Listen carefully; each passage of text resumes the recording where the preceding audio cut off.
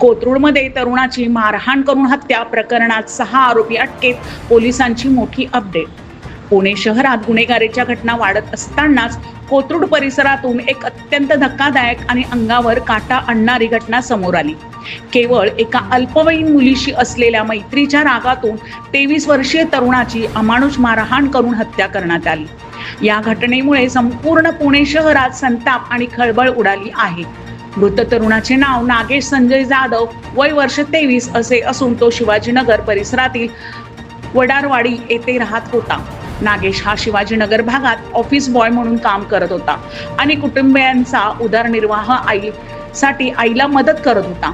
या प्रकरणाबाबत पुणे पोलीस आयुक्त मिलिंद मोहिते यांनी माध्यमांशी बोलताना सांगितले की या घटनेप्रकरणी पोलिसांनी गुन्हा दाखल केला असून आतापर्यंत 6 आरोपींना अटक करण्यात आली.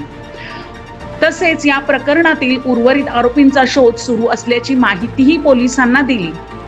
काय प्रकार आहे, PSC असं काही आहे का त्याच्यात, आणि घरच्यांना कोणाला अटक केली का सगळ्या प्रकारे? नागेश जाधव, वय वर्ष 21, गोखलेनगर वडारवाडी या ठिकाणचा हा मुलगा त्याच्या मैत्रिणीला भेटण्यासाठी कोथरूड हद्दीमध्ये गेलेला होता.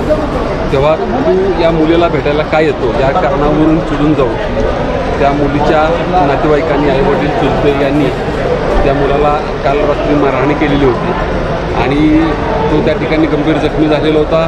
त्याला ससूनला शिफ्ट केलेलं होतं, मात्र त्या ठिकाणी त्याचं निधन झालेलं आहे. या संदर्भामध्ये कोथरूड पोलीस स्टेशन या ठिकाणी गुन्हा दाखल केलेला आहे. 6 आरोपींना अटक केलेलं आहे. त्यामध्ये 5 महिला आहेत, 1 पुरुष आहेत. अजून 4 आरोपी अटक करणं आहे.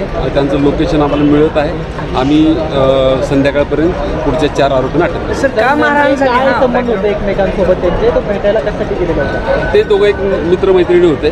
त्यामुळे तो त्या मैत्रिणीला भेटायला त्या ठिकाणी जात होता, तर त्या मुलीला का वारंवार भेटायला येतो या कारणावरून त्याला ती मारहाण झाली. सर, पण मग यांची आधीची ओळख होती काय? कारण त्याच्यात एक अँगल असा की मुलगी अल्पवयीन असल्याचं देखील कळते. आधीची ओळख होती असं सुकृत समजतंय. अधिक गोष्टी तपासामध्ये निष्पन्न होते. सर, हे फक्त मित्र मैत्रीण होते का यांच्यात प्रेम प्रकरण होतं आणि आणखीन एक कोणी याच्यामध्ये सहभागी होतं का? कळेल. ही घटना रात्रीची आहे.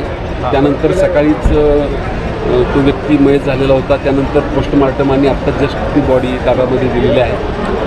अधिक उलगडा होईल तसं आम्ही तुम्हाला ब्रीफ.